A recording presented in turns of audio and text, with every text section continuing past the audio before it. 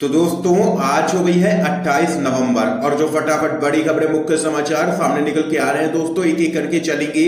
तमाम बेहद बड़ी खबरें आगे इसी वीडियो में जानेंगे। लेकिन उससे पहले दोस्तों आप लोगों से छोटा सा निवेदन है कि अगर आप लोग भी खुल करके इस देश के अन्नदाता के समर्थन में खड़े हैं और केंद्र की मोदी सरकार की नीतियों का विरोध करते हैं तो अभी इस वीडियो को लाइक करके चैनल को सब्सक्राइब करके बेल के आइकन को जरूर दबा दीजिए दोस्तों और कमेंट बॉक्स में कमेंट जरूर कीजिए। जय हिंद जय भारत। दरअसल दोस्तों पहली बड़ी खबर जान लेते हैं। राहुल गांधी का मोदी सरकार पर हमला, कहा काले कानून वापस लेने ही होंगे। आप लोगों को दोस्तों बताते चले कृषि कानूनों के खिलाफ किसानों के विरोध प्रदर्शन को लेकर के राहुल गांधी ने केंद्र की मोदी सरकार को निशाने पर लिया है। उन्होंने कहा है कि दुनिया की कोई सरकार सच्चाई की लड़ाई लड़ रहे किसानों को नहीं रोक सकती है। इसके साथ ही राहुल गांधी ने कहा है कि मोदी सरकार को किसानों की मांगे माननी ही होंगी और काले कानूनों को वापस लेना ही होगा। दरअसल दोस्तों राहुल गांधी ने ट्वीट करते हुए कहा है कि पीएम मोदी को याद रखना चाहिए था कि जब जब अहंकार सच्चाई से टकराता है पराजित होता है। सच्चाई की लड़ाई लड़ रहे किसानों को दुनिया की कोई सरकार नहीं रोक सकती है। मोदी सरकार को किसानों की मांगे माननी ही होंगी और काले कानून वापस लेने ही होंगे। ये तो बस शुरुआत है। ये यहाँ पर देख सकते हैं किसानों के मुद्दे पर राहुल गांधी ने केंद्र की मोदी सरकार को घेरा है और कहा कि काले कानूनों को वापस लेना ही होगा मोदी सरकार को। दोस्तों अगर आप लोग भी इस देश के अन्नदाता के समर्थन में खड़े हैं तो अभी इस वीडियो को लाइक करके अपना समर्थन जरूर दर्ज करवा दीजिए। इसके साथ ही आइए एक और बड़ी अपडेट जान लेते हैं दोस्तों। अन्नदाता खेती किसानी को बचा रहे हैं मगर पत्रकार उन्हें खालिस्तानी बता रहे हैं। ये फर्जी राष्ट्रवाद का नशा है। आप लोगों को बताते चले पंजाब और हरियाणा से दिल्ली की ओर कूच कर रहे किसानों पर न सिर्फ पुलिसिया कार्रवाई हो रही है बल्कि गोदी मीडिया के जरिए भी उन पर हमले हो रहे हैं। TV9 न्यूज चैनल ने किसानों को खालिस्तान का मोहरा बताने वाला प्रोग्राम चलाया है जिसका चौतरफा विरोध हो रहा है। सोशल मीडिया पर तमाम तरह की प्रतिक्रियाएं सामने निकल के आ रही हैं। इसी क्रम में सोशल मीडिया पर आप लोगों को बताते चले एक यूजर ने कहा है कि यह जो किसानों में भी आप वामपंथी और खालिस्तानी देख लेते हैं तो उसका केवल इतना ही मतलब होता है कि आपने कभी अपने बाप को किसानी करते हुए देखने की जहमत नहीं उठाई है। तो वहीं गोदी मीडिया की इस घटिया हरकत पर एक अन्य यूजर ने कहा कि अभी भी वक्त है, इस नशे से मुक्त हो जाओ।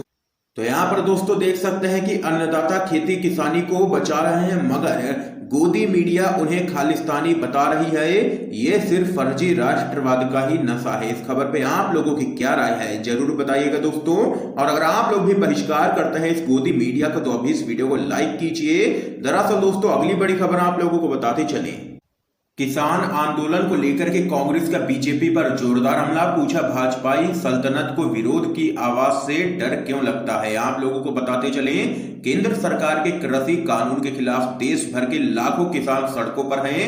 लाखों की तादाद में किसान हरियाणा सीमा से दिल्ली में आने की लगातार कोशिश कर रहे हैं ताकि इन काले कानून के खिलाफ अपनी आवाज केंद्र सरकार तक पहुंचा सके। लेकिन दिल्ली की सीमाओं को सील कर उनके विरोध के अधिकार को भी कुचला जा रहा है। इसी को लेकर के कांग्रेस ने केंद्र और बीजेपी सरकार पर जोरदार हमला बोला है।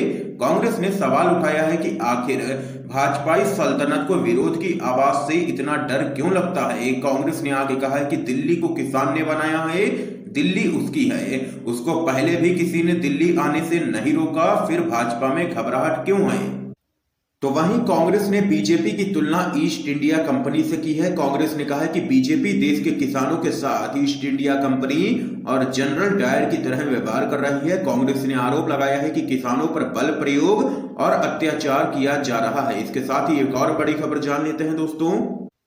देख लीजिए अडानी के किस्से। ऑस्ट्रेलिया में सिडनी वनडे मामले पर बोले हैं पूर्ण प्रसून वाजपेयी। यूजर्स भी देने लगे अपनी प्रतिक्रिया। आप लोगों को बताते चले क्या कुछ है पूरा मामला। देश के जाने माने पत्रकार पूर्ण प्रसून वाजपेयी सोशल मीडिया पर बेहद ही सक्रिय रहते हैं। वो हर मुद्दे पर अपने विचार प्रकट करते हैं। अब पूर्ण प्रसून वाजपेयी ने सिडनी वनडे प्लेकार्ड मामले को लेकर के उद्योगपति गौतम अडानी पर निशाना साधा है। दरअसल दोस्तों पूर्ण प्रसून वाजपेयी ने ट्वीट करते हुए लिखा है, देख लीजिए अडानी के किस्से। ऑस्ट्रेलिया में भारत बनाम ऑस्ट्रेलिया सिडनी क्रिकेट ग्राउंड। दरअसल आप लोगों को बताते चले, भारत और ऑस्ट्रेलिया के बीच वनडे सीरीज के पहले मैच में दो युवक प्ले कार्ड लेकर के मैदान में आ गए। इन प्ले कार्ड पर लिखा था कि State Bank of India no $1 billion Adani loan. बाद में इन दोनों को मैदान से बाहर निकाला गया। दरअसल कोयला खदानों को लेकर ऑस्ट्रेलिया में गौतम अडानी का जबरदस्त तरीके से विरोध हो रहा है।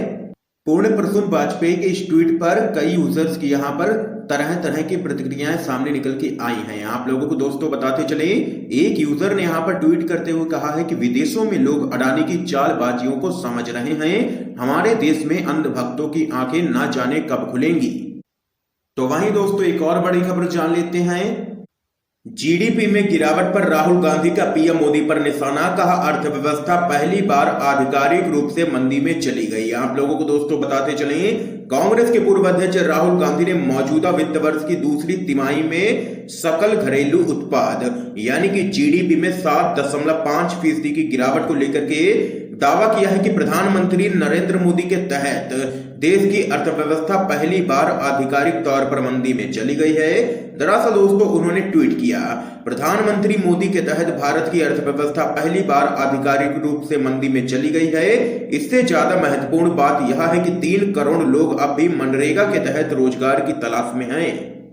कांग्रेस के नेता राहुल गांधी ने आगे कहा है कि फरमान जारी कर अर्थव्यवस्था को प्रगति के पथ पर नहीं ले जाया जा सकता है। प्रधानमंत्री को यह बुनियादी बात समझने की बहुत जरूरत है। यह यहाँ पर गिरती हुई जीडीपी को लेकर के राहुल गांधी ने घेरा है केंद्र की मोदी सरकार को। इस बीच एक और बड़ी खबर सामने निकल के आ रही है दोस्तों। अखिलेश यादव बोले, जिहादी उन्माद फैलाकर के फिर जनता को भटकाने की कोशिश में लगे हैं सीएम योगी। आप लोगों को दोस्तों बताते चले, कथित लव जिहाद के खिलाफ लाए गए अध्यादेश की चर्चाओं के बीच समाजवादी पार्टी के राष्ट्रीय अध्यक्ष अखिलेश यादव ने उत्तर प्रदेश के सीएम योगी आदित्यनाथ पर तंज कसते हुए कहा है कि योगी जिहादी उन्माद फैलाकर के फिर जनता को भटकाने की कोशिश में लग गए हैं। अखिलेश यादव ने एक बयान में कहा कि मुख्यमंत्री जी जिहादी उन्माद फैलाकर फिर जनता को भटका रहे हैं, लेकिन इस बार इसमें वो सफल नहीं हो पाएंगे। नफरत फैलाकर समाज को बांटने की भाजपा राष्ट्रीय स्वयंसेवक संघ की पुरानी रणनीति है। रोज नए नए कड़े कानून अपनी अकर्मण्यता छुपाने के लिए ही लाए जा रहे हैं। ये यहाँ पर देख सकते हैं, अखिलेश यादव ने सीएम योगी को लिया है निशाने पर। इस बीच एक और जानकारी सामने निकल के आ रही है दोस्तों। रोज नए नए कड़े कानून अपनी नाकामी छुपाने के लिए ही लाए जा रहे हैं। ये यहाँ पर अखिलेश यादव का बड़ा बयान सामने निकल के आया है, सीएम योगी को लिया है निशाने पर। तो वहीं दोस्तों भाजपा पर बरसे उद्धव ठाकरे, बोले बदले की भावना खत्म करें, नहीं तो उनके 10 केस का बदला हम एक केस में ले लेंगे। आप लोगों को दोस्तों बताते चले, महाराष्ट्र की महाविकास आघाड़ी सरकार ने राज्य की सत्ता में 1 साल पूरा कर लिया है। इस मौके पर महाराष्ट्र के मुख्यमंत्री उद्धव ठाकरे ने शिवसेना के मुखपत्र सामना को एक इंटरव्यू दिया है, जिसमें उन्होंने मुद्दों को लेकर के केंद्र सरकार पर कड़ी प्रतिक्रिया दी है। यह बात जग जाहिर हो चुकी है कि बीजेपी और शिवसेना के बीच बीते लंबे समय से तनाव लगातार चल रहा है। दोनों ही राजनीतिक पार्टियां एक दूसरे पर किसी न किसी मुद्दे को लेकर के हमलावर हो रही हैं। सामना को दिए गए इंटरव्यू में सीएम उद्धव ठाकरे ने सुशांत सिंह राजपूत के मुद्दे से लेकर के शिवसेना नेताओं पर सरकारी एजेंसियों के हमले और लव जिहाद के मुद्दे पर निशाना साधा है। उद्धव ठाकरे के इंटरव्यू की हेडिंग में सामना ने लिखा है कि जनता का आशीर्वाद है, ईडी सीबीआई का डर कैसे दिखाते हो। महाराष्ट्र के मुख्यमंत्री उद्धव ठाकरे का कहना है कि मोदी सरकार सरकारी एजेंसियों का गलत इस्तेमाल कर हमें डरा नहीं सकती है। हमने अपने राज्य में सीबीआई को बैन कर दिया है ताकि इसका दुरुपयोग कम हो सके। अगर भाजपा बदले की भावना से काम करना चाहती है तो हम एक मामले पर उनसे 10 के बदले ले सकते हैं।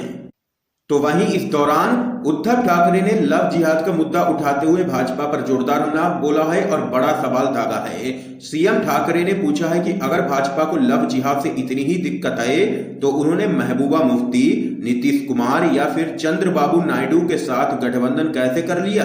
क्या विभिन्न विचारधारा रखने वाले राजनीतिक दलों से गठबंधन करना लव जिहाद नहीं है। यह यहाँ पर देख सकते हैं, महाराष्ट्र के सीएम उद्धव ठाकरे ने तमाम मुद्दों को लेकर के केंद्र की मोदी सरकार को घेरा है और जमकर के बरसे हैं और कहा है कि ईडी और सीबीआई से वो डरने वाले नहीं हैं और उनकी सरकार करेगी पूरे 5 साल पूरे। इसके साथ दोस्तों आइए एक और बड़ी खबर जान लेते हैं। बिहार कृषि बिल वापस लेने की मांग को लेकर के विपक्ष ने किया है जबरदस्त तरीके से हंगामा। आप लोगों को दोस्तों बताते चले, बिहार विधानसभा के शीतकालीन सत्र के अंतिम दिन विपक्ष के द्वारा जमकर के हंगामा देखने को मिला है। सदन के बाहर विभिन्न मांगों को लेकर के आरजेडी, कांग्रेस, भाकपा माले के विधायकों ने जबरदस्त तरीके से प्रदर्शन किया, तो वहीं बिहार विधानसभा में राज्यपाल के अभिभाषण पर वाद विवाद शुरू हुआ। इस बीच आप लोगों को बताते चले, कृषि बिल वापस लेने की मांग को लेकर के विपक्ष नारेबाजी करता हुआ नजर आया। विधानसभा अध्यक्ष के आग्रह पर विपक्ष के सदस्य अपनी अपनी सीटों पर लौटे, तो वहीं इस दौरान विपक्ष ने बाहर निकल के जबरदस्त तरीके से नारेबाजी की है और कृषि बिल वापस लेने की यहां पर मांग की है बिहार में विपक्ष ने। इसके साथ ही दोस्तों आइए एक और अपडेट आप लोगों को बताते चले। किसानों के आंदोलन पर अखिलेश यादव और प्रियंका गांधी ने बीजेपी सरकार पर कसा है तंज, कही है ये बात। आप लोगों को बताते चले, पंजाब और हरियाणा के किसानों की तरह यूपी के किसान भी अब कृषि कानूनों के खिलाफ हो रहे देशव्यापी प्रदर्शन का हिस्सा बन गए हैं। यूपी के अलग अलग जिलों से किसानों के प्रदर्शन की खबरें सामने निकल के आई हैं। इसके साथ ही समाजवादी पार्टी के राष्ट्रीय अध्यक्ष अखिलेश यादव तथा कांग्रेस की राष्ट्रीय महासचिव प्रियंका गांधी ने भी बीजेपी सरकार पर तंज कसा है। समाजवादी पार्टी के राष्ट्रीय अध्यक्ष अखिलेश यादव ने ट्वीट करके आरोप लगाया है कि उत्तर प्रदेश सरकार एक्सप्रेस वे को अमीर दोस्तों को सौंपने की तैयारी में है।